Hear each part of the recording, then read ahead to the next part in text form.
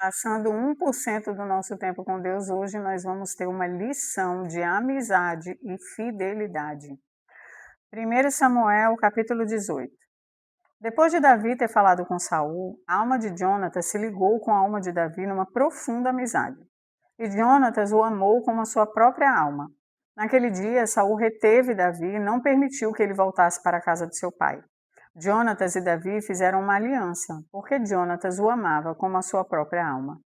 Jonatas tirou a capa que vestia e a deu a Davi.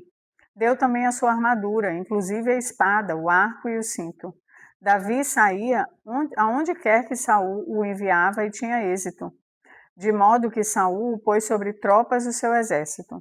E Davi era estimado por todo o povo e até pelos próprios servos de Saul. E aconteceu que quando eles estavam voltando para casa, depois de Davi ter matado o filisteu, as mulheres de todas as cidades de Israel saíram ao encontro do rei Saul, cantando e dançando com os tamborins, com alegria e com os instrumentos musicais. As mulheres se alegravam e cantavam alternadamente, dizendo: Saul matou os seus milhares, porém Davi os seus 10 milhares. Saul se indignou muito, pois essas palavras lhe desagradavam em extremo. Ele disse: Para Davi elas deram 10 milhares, mas para mim apenas milhares. Na verdade, o que lhe falta a não ser o reino? Daquele dia em diante, Saul não via Davi com bons olhos. No dia seguinte, um espírito mau, vindo da parte de Deus, se apossou de Saul, que teve uma crise de raiva em sua casa. Davi, como nos outros dias, dedilhava a harpa. Saul, porém, tinha na mão uma lança, que ele atirou, pensando assim: encravarei Davi na parede. Porém, Davi se desviou dele por 2 vezes. Saul tinha medo de Davi, porque o Senhor estava com este e tinha abandonado Saul. Por isso Saul o afastou de si, o pôs por chefe de 1000. Davi fazia saídas e entradas militares diante do povo. Davi tinha êxito em todos os seus empreendimentos, pois o Senhor estava com ele. Vendo que Davi tinha êxito, Saul ficou com medo dele. Porém, todo Israel e Judá amavam Davi, porque fazia saídas e entradas militares diante deles. Saul disse a Davi: Aqui está Merabe, a minha filha mais velha. Eu a darei a você em casamento, com a condição de que você seja um filho valente e trave as batalhas do Senhor. Porque Saul pensava assim: não seja contra ele a minha mão, e sim a dos filisteus. Mas Davi respondeu a Saul: Quem sou eu e quem são os meus parentes, a família do meu pai em Israel, para que eu seja genro do rei? Mas aconteceu que na época em que Merabe, filha de Saul, devia ser dada em casamento a Davi, foi dada por mulher a Adriel, o meolatita. Mas Mical, a outra filha de Saul, amava Davi. Contaram isso a Saul e isso agradou a ele. Saul pensava assim: eu a darei em casamento a Davi para que ela lhe sirva de armadilha e para que a mão dos filisteus venha a ser contra ele. Por isso Saul disse a Davi: com esta segunda você será hoje meu genro. Saul ordenou que os seus servos falassem confidencialmente com Davi, dizendo: o rei tem afeição por você e todos os servos dele amam você. Sendo assim, concorde em ser genro do rei. Os servos de Saul falaram essas palavras a Davi, o qual respondeu: vocês acham que é pouca coisa ser genro do rei, sendo eu um homem pobre e sem importância? Os servos de Saul lhe contaram isso, dizendo: essas foram as palavras que Davi falou. Então Saul ordenou que dissessem a Davi: o rei não deseja dote algum, mas 100 prepúcios de filisteus, como vingança contra os seus inimigos. Porque Saul tentava fazer com que Davi fosse morto pelos filisteus. Quando os servos de Saul relataram essas palavras a Davi, este gostou da ideia de vir a ser genro do rei. Antes de vencido o prazo, Davi se levantou e partiu com seus homens, e mataram 200 filisteus. Trouxe os seus prepúcios e os entregou sobre o rei, todos ao rei, para que assim se tornasse seu genro. Então Saul lhe deu a sua filha Mical em casamento. Saul viu e reconheceu que o Senhor estava com Davi, e Mical, filha de Saul, o amava. Então Saul ficou com mais medo ainda de Davi e continuamente foi seu inimigo. Cada vez que os chefes dos filisteus saíam à batalha, Davi obtinha mais êxito do que todos os servos de Saul. E assim o nome de Davi se tornou muito estimado. Vamos avançar para o 19. Saul falou a seu filho Jonatas e a todos os servos sobre matar Davi. Mas Jonatas, filho de Saul, era muito afeiçoado a Davi. Por isso Jonatas revelou este plano a Davi, dizendo: Meu pai Saul quer matar você. Tenha cuidado amanhã cedo. Fique num lugar oculto e esconda-se. Eu sairei e estarei ao lado do meu pai no campo, onde você estiver. Falarei com meu pai a respeito de você. Se eu descobrir alguma coisa, eu contarei a você. Então Jonatas falou bem de Davi a Saul e seu pai lhe disse: Que o rei não peque contra o seu servo Davi, porque ele não pecou contra você.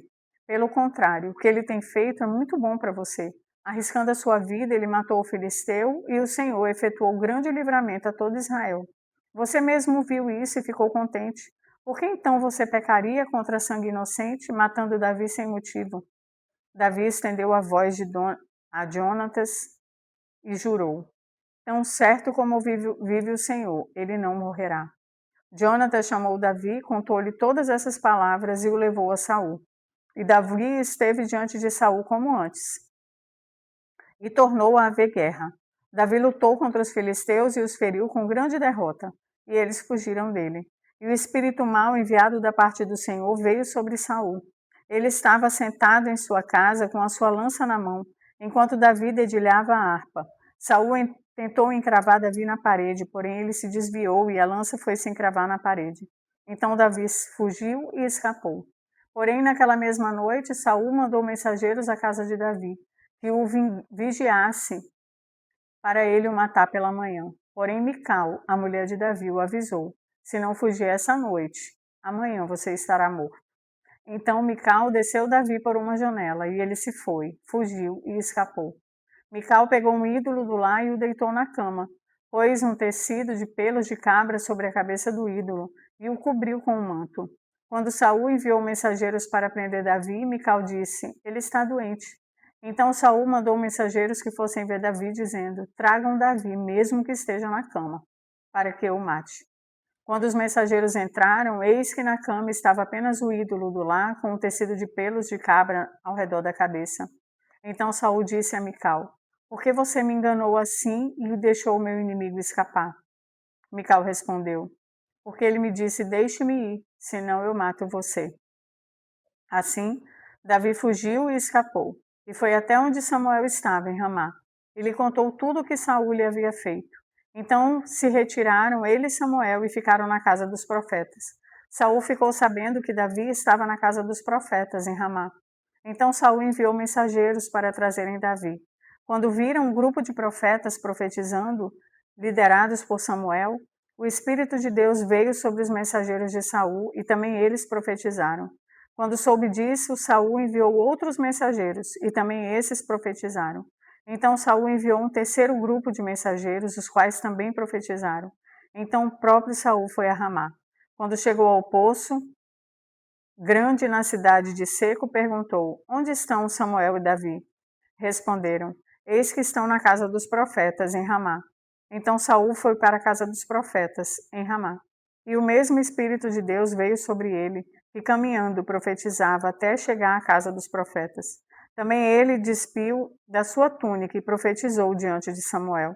E sem a túnica ficou deitado no chão todo aquele dia e toda aquela noite. Por isso se diz: Está também Saul entre os profetas? Quanta fidelidade.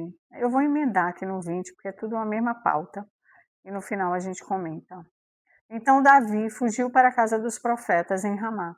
Foi até o lugar onde Jonatas estava e lhe perguntou: O que foi que eu fiz? Qual é a minha culpa? Qual é o meu pecado diante do seu pai que procura tirar minha vida?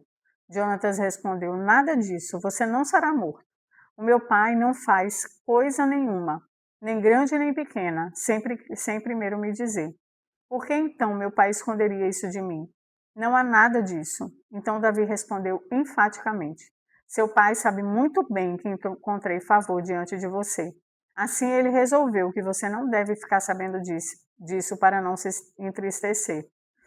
Mas tão certo como vive o Senhor e como vive você, Jonatas, há apenas um passo entre mim e a morte. Jonatas disse a Davi: Farei tudo o que você quiser que eu faça. Davi disse a Jonatas: Amanhã é a festa da lua nova. em que sem falta deveria apresentar-me com o rei para comer. Mas deixe que eu vá embora para me esconder no campo até a tarde do terceiro dia. Se o seu pai notar minha ausência, diga o seguinte: Davi me pediu muito que o deixasse ir a toda pressa a Belém, sua cidade, porque lá será oferecido o sacrifício anual para sua família. Se ele disser está bem, então este seu servo terá paz. Porém, se ficar com muita raiva, saiba que ele já decidiu me fazer mal. Use, pois, de misericórdia para com este teu servo, porque você me fez entrar em aliança no Senhor com você. Mas se sou culpado, mate-me você mesmo, porque você me levaria para o seu pai. Então Jonatas disse: Nada disso. Se eu de algum modo soubesse que o meu pai está determinado a trazer este mal sobre você, acha que eu não avisaria você? Então Davi perguntou: Quem irá me avisar se por acaso seu pai lhe responder asperamente? Jonatas respondeu: Venha, vamos ao campo. E eles foram. Jonatas disse a Davi: O Senhor Deus de Israel seja testemunha. Amanhã ou depois de amanhã, a essas horas, sondarei meu pai. Se houver algo favorável a Davi, lhe mandarei dizer. Mas se o meu pai quiser fazer mal a você, que o Senhor faça com Jonatas o que bem quiser. Se eu não o avisar disso e não o deixar ir embora, para que você siga em paz, e que o Senhor esteja com você, como tem estado com o meu pai. E se eu, então, ainda viver, use para comigo da bondade do Senhor, para que eu não morra. Nem tampouco jamais afaste de mim, de minha casa, a sua bondade, nem ainda quando o Senhor eliminar da face da terra todos os inimigos de Davi. Assim, Jonatas fez aliança com a casa de Davi, dizendo: Que o Senhor vingue os inimigos de Davi. Jonatas fez com que Davi jurasse de novo, pelo amor que ele tinha, porque Jonatas o amava com todo o amor de sua alma. Jonatas disse a Davi: Amanhã é a festa da lua nova. Então vão perguntar por você, porque o seu lugar estará vazio. No terceiro dia, vá depressa ao lugar de onde você se escondeu no dia do combinado, e fique junto à pedra de Ezel. Atirarei 3 flechas para aquele lado, como quem atira ao alvo. Eis que mandarei o moço e lhe direi: Vá, procure as flechas.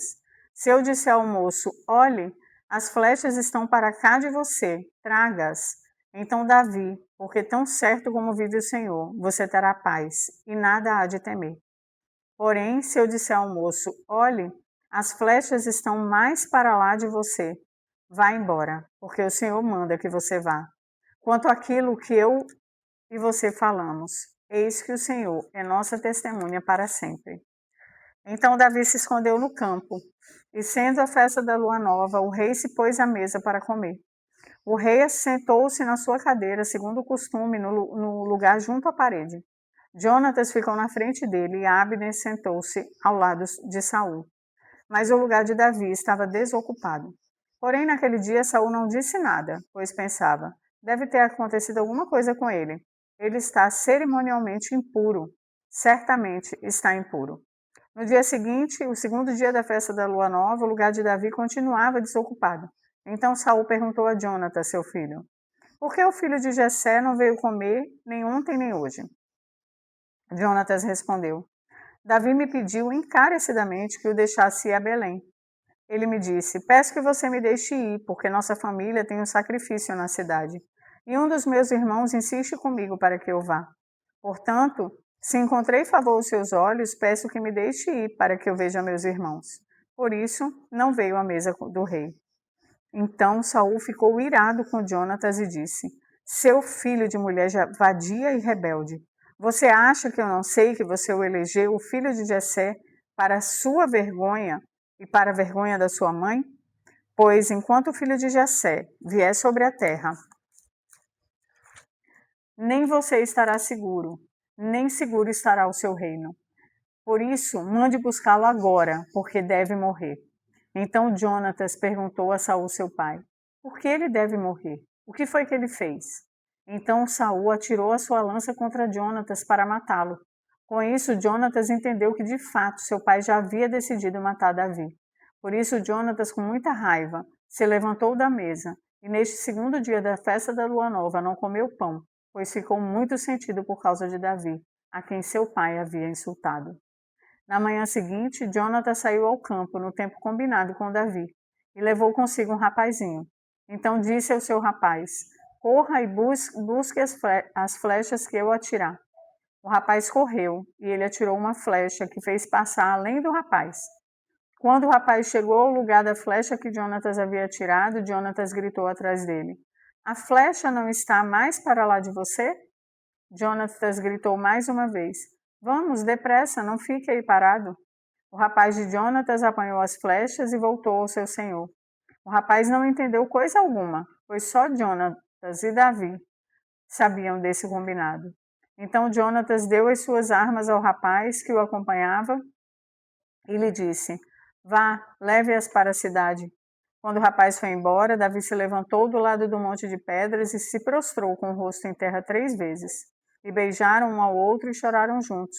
Davi, porém, muito mais. Então Jonatas disse a Davi: vá em paz, porque ambos juramos em nome do Senhor, dizendo: o Senhor seja para sempre testemunha entre mim e você, e entre a minha descendência e a sua descendência. Então Davi se levantou e foi embora, e Jonatas voltou para a cidade. Que lição de amizade e fidelidade. Hoje, num tempo em que queremos tantos seguidores, tantas curtidas, dezenas, centenas, milhares, muitas vezes não temos um único amigo fiel. Uma única pessoa em que podemos confiar, que pode nos apoiar, que pode nos defender, que pode nos abraçar na hora da angústia, que pode comemorar conosco, um amigo que podemos contar e fazer aliança desse tipo. Mesmo que eu me vá, prometa que vai cuidar do meu filho, da minha família, da minha descendência. Precisamos alimentar esse tipo de amizade e nos desconectar mais de tantos seguidores e curtidas. Eu sei que para alguns isso é muito importante, é trabalho, mas que fique no lugar do trabalho. Que a gente saiba que amigos fiéis contamos nos dedos de uma só mão. E olhe lá. Amém?